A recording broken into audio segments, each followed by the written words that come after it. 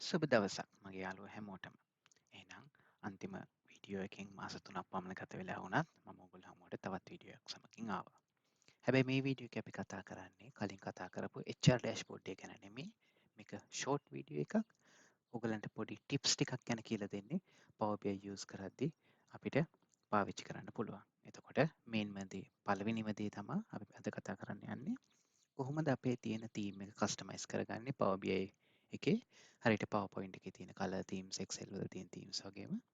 එතකොට කස්ටමයිස් කරගත්ත තීම් එක සේව් කරගන්නේ කොහොමද? එතකොට ඒක තව Power BI අපේ report එකකට කෙලින්ම use කරන්න පුළුවන් තීම් එකක් විදිහට export කරගන්නේ කොහොමද කියන එකත් අපි අද ඉගෙන ගන්නවා. ඊට අමතරව DaxStudio වගේම Tabular Editor කියන Power BI එකට use කරන්න පුළුවන් alternative Power BI එක ඇතුළෙම පාවිච්චි කරන්න පුළුවන් softwares දෙකක්. මේ දෙකම ෆ්‍රී ඒවා.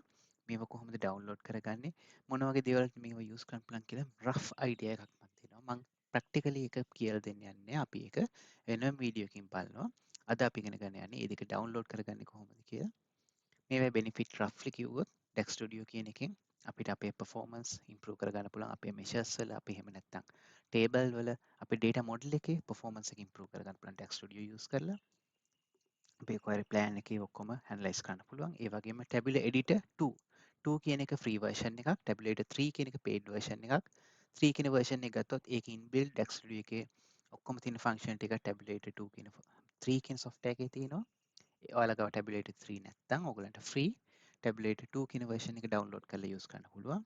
ඒකෙන් පුළුවන් අපිට calculation groups වගේ දේවල් හදන්න. ඒ වගේම object level security කියන ටිකක් advanced concept එකකුත් use කරන්න පුළුවන්. ඒක තව වීඩියෝස් තරමක් ඉස්සරහ වීඩියෝස් වලින් අපි ඒව ගැන කතා කරමු. හැබැයි දැනට මම අද කතා කරන්නේ මෙන්න මේ softwares දෙක download කරගන්නේ කොහොමද කියන දේ. ඒ වගේම software එක අපි download කරලා බැලුවම මේ app එක කොහොම වගේද පේන්නේ කියන ඔයගලන්ට feel එකක් ගන්න විතරයි අද කියන්නේ. හරි. එහෙනම් අපි යම් Power BI එකට.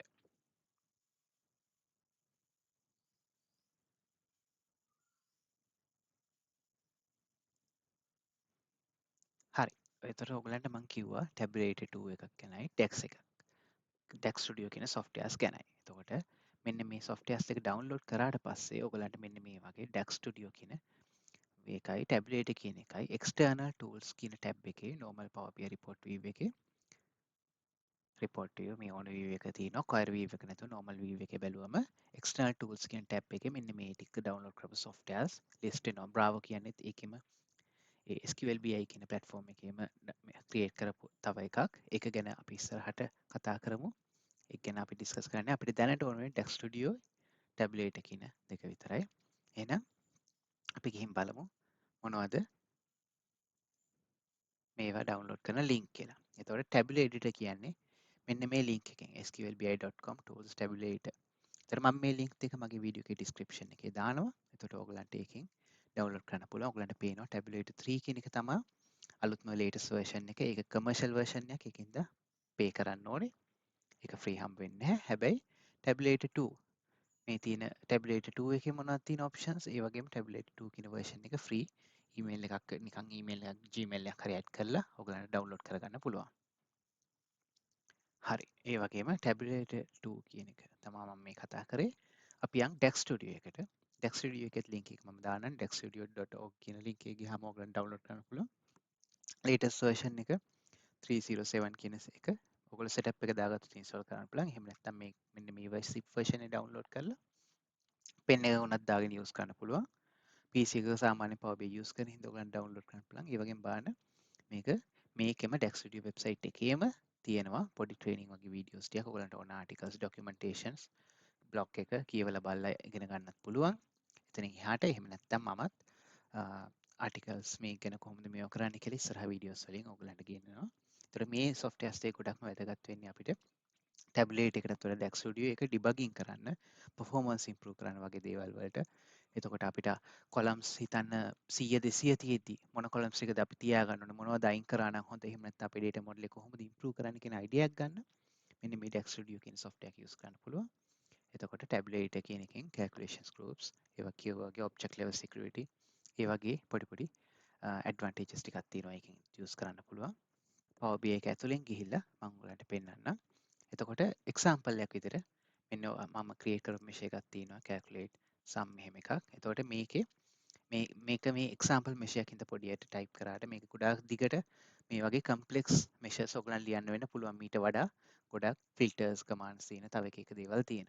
ඒතර ඒ වගේ ඒවා ලියද්දි අපිට ආයි ඩිබග් කරන්න ගියාම මේක පැටලෙන්න පුළුවන්. ඒක හින්දා මේක මෙෂර්ස් ෆෝමැට් කරනවා කියලා දෙයක් තියෙනවා. මේක DAX language එක ලස්සනට ෆෝමැට් කරලා අර ප්‍රෝග්‍රෑම් එකක කරනවා වගේ බලා ගන්න පුළුවන්.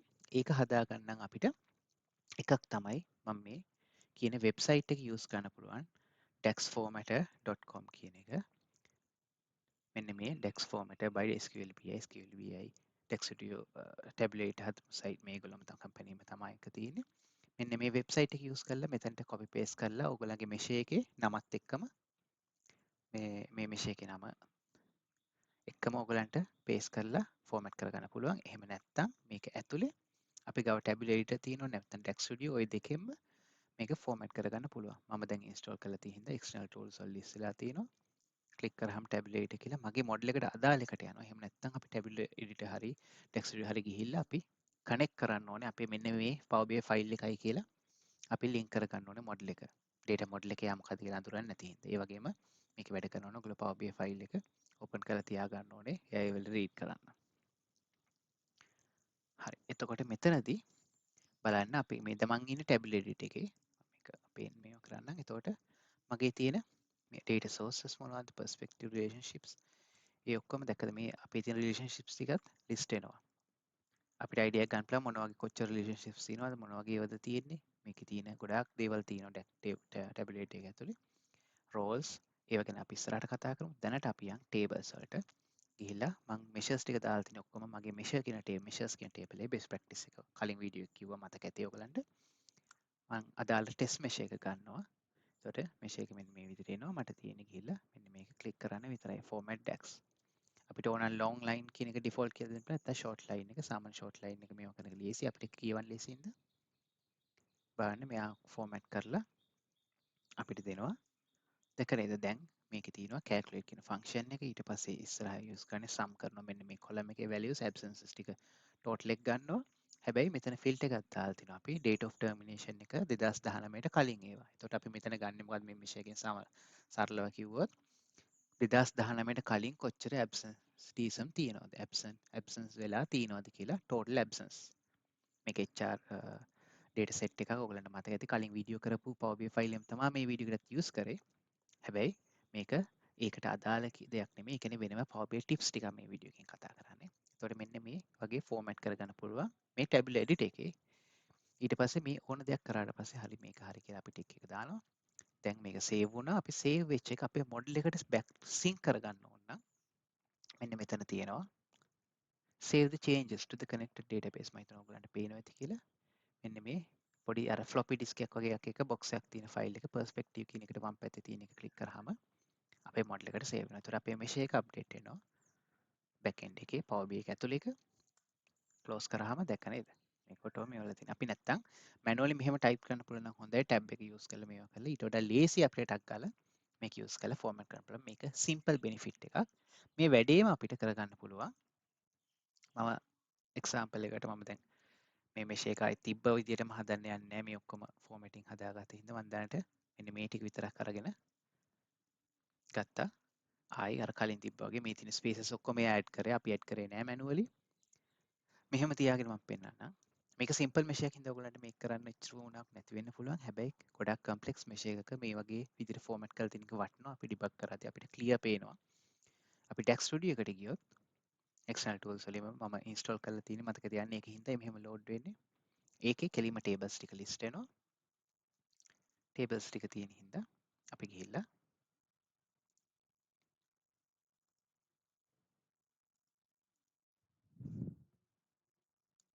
මම කියනවා define and expand the measure කියලා. එතකොට අපි format කරද්දී මේ define කරපු එක මේ debugging performance improve කරන්නයි මෙතන මේක ගන්නෙ. හැබැයි format කරද්දී අපිට මේ ටික නෙමෙයි ඕනේ. අපිට ඕනේ measure එකේ නමත් එක්ක define මේ part එක නැතුව ඒ ටික විතරයි format කරන්න යන්නේ. අනිත් ඒවා තීතිය අපිට error එකක් එන්න පුළුවන්. මතක තියාගන්න මෙතනදී DaxStudio එකේදී අපිට එයාගේ නමයි equal මෙහෙම කියලා එන්නේ. ඒක තියෙන්න ඕනේ නැත්නම් format වෙන්නේ නැහැ හරියට. දැක නේද DaxStudio එකෙත් ෆෝමැට් වුණා. හැබැයි DaxStudio එකේ ෆෝමැට් කරාම මේක බැක් දෙකටම සින්ක් වෙන්නේ නැහැ. ඒක හින්දා මේක වෙනම software එකක වගේ තියෙන්නේ. මේක අපිට copy කරලා paste කරගන්න වෙනවා. Power BI ඇතුළට tabular editor එකේ sync කරොත් save changes කරලා model එක update කරන්න පුළුවන්. මොකද model එකට sync වෙලායි අපි වැඩ කරගන්නේ. හරි. එහෙනම් මම මේ සිම්පල් දෙයක් කියලා දුන්නේ DaxStudio කියන software එක ගැනයි මේවා ගැනයි. අපි දැන් යන් අපේ main එක අපේ custom theme එකක් කොහොමද මේවා කරගන්න කියලා. අපි ඉස්සෙල්ලම බලමු අපේ Power BI එකේ Weave tab එකට ගිහිල්ලා මොනවද අපිට තියෙන themes. example එකක් විදිහට මේ තියෙනවා. accessible themes ගොඩක් තියෙනවා. මේ ඔයගලන්ට පේනවනේ මම example එකක් විදිහට මේ theme එක වෙනස් කරොත් ඔයගලන්ට පේන්නේ වෙනසක්. දැක්ක නේද? සමහර dashboard වල ඔයගොල්ලෝ දැකලා ඇති FB එකේ හරි කට්ටිය දාලා තියෙන ඒවා එක dashboard වල මෙන්න මේ වගේ background තියෙනවා. default theme එකක් තියෙනවා. හරි නම් අපි ඒක add කරන්න canvas background එකට ගිහිල්ලා image එකක් දෙන්න ඕනේ. මේ තියෙන්නේ default image එකක් දාපියත් තමයි තියෙන්නේ. මේකෙදි එහෙම නැතුව default theme එකේම background එකක් තියෙනවා. එතකොට අපි background එක මොකක් කරේ add කරලා ඒක save කරොත් ඒ theme ඒවා ටික එනවා. ඒකෙන්ද අපි බලමු මේ වගේ theme එක අපිට මාරු කරන්න පුළුවන් අපි කැමති නම්. එතකොට black color background එකක් එන්නේ. එතකොට ඔයාලට මම හිතනවා තේරෙනවා ඇති අපි තියෙන theme එක customize කරන එක විදියක් බලමු. view එකට ගියා down එක click කරා scroll down කරා customize කරන් theme. එතකොට අපේ theme එකේ තියෙන මේව මොනවද? මේ පේනව නේද? basic colors 8ක් තියෙනවා. එතකොට මට first color එක අපිට මේක නෙමෙයි නම් අපේ hex code එක දීලා වෙන එකක් මාරු කරගන්න පුළුවන්. මම නික example එකක් ගහන්නේ colors ගත්තම ගොඩක් ඒවා තියෙයි. ඔතනින් ඔය වගේ අපිට ඕන color එකකට මාරු කරගන්න පුළුවන්. third color එක මේක hex code තියෙනවනේ අපිට ලේසි නැත්තම් RGB colors මෙතන values දීලා ගන්න පුළුවන්. නැත්නම් අපි scroll කරලා මේ pattern එක ගිහිල්ලා මෙතනට point කරලා අපිට මේ color එකයි ඕනේ එහෙම කියලා දෙන්න පුළුවන්. negative ට red, positive green, මේක neutral. එතකොට maximum එක මේ value එක, middle එක මේක, minimum එක මේ වගේ කියලා colors දීලා අපිට apply කරන්න පුළුවන්. එතකොට අපේ දැන් theme එක අපි customize කරගත්තා. අපිට මේ customize කරගත්ත theme එක අපිට පුළුවන් save කරගන්න. පේනවා ඔයගලන්ට save කරන්න ගියාම JSON file එකක් විදිහට තමයි theme file එක save වෙන්නේ. ඊට පස්සේ ඒ save කරගන්න file එක අපි location එකක් දීලා මම දැනට නිකන් මෙහෙම save කරගන්නවා. අපිට මම desktop එකට ගිහලා save කරන්න ලේසි එක. එතකොට මම ගිහිලා ආයි theme එකක් load කරනවා නම් ඒ විදිහට save කරගත්තයක් මම හිතන්නේ මේ අලුත් Power BI file එකක් කියලා. අලුත් Power BI file එකට ගියා, view tab එකට ගියා, browse for themes කළා. ඊට පස්සේ මගේ මම desktop එකේ ඉන්නේ. desktop එකේම තියෙනවා theme.json කියලා file එක. ඒ file එක locate කරලා open කළා. එතකොට අපේ theme එක apply වෙනවා. මෙන්න විදිහට තමයි theme එකක් customize කරගන්නේ. වගේම අලුත් file එකකට ඒක load කරගන්න. එහෙනම් මම හිතනවා ඔයගලන්ට අද මේ අහගත්ත දේවල් ඉගෙනගත් දේවල් තියෙයි ඔයගලන්ට use වෙයි කියලා. එතකොට මම කිව්වා වගේ DaxStudio එකයි Tabular එකයි download කරලා තියාගන්න. ඔයගලන්ට ඉස්සරහට වැදගත් වෙයි ඒක. debugging වලට වගේම calculation groups. එතකොට object level security ගැන එහෙම කතා කරද්දී එතකන් ඔයාලා ආයේ හම් වෙනකන් සුබ දවසක්. Power BI practice කරන ගමන් තමන් ඕගලන්ගේ analysis skills වැඩි කරගන්න කියලා ඔයගලගෙන් ඉල්ලා හිටනවා. එහෙනම් තාමත් මාව subscribe කරලා නැත්නම් ඕගලන්ට content ගැන satisfied නම් subscribe කරලා තියන්න. එතකොට ඔයාලට අලුත් videos ගැන update ඉක්මනට එනවා තාපු ගමන් subscribe කරලා bell button එක click කරලා තියන්න. හරි. එහෙනම් අලුත් වීඩියෝ එකක ඔයගලව මම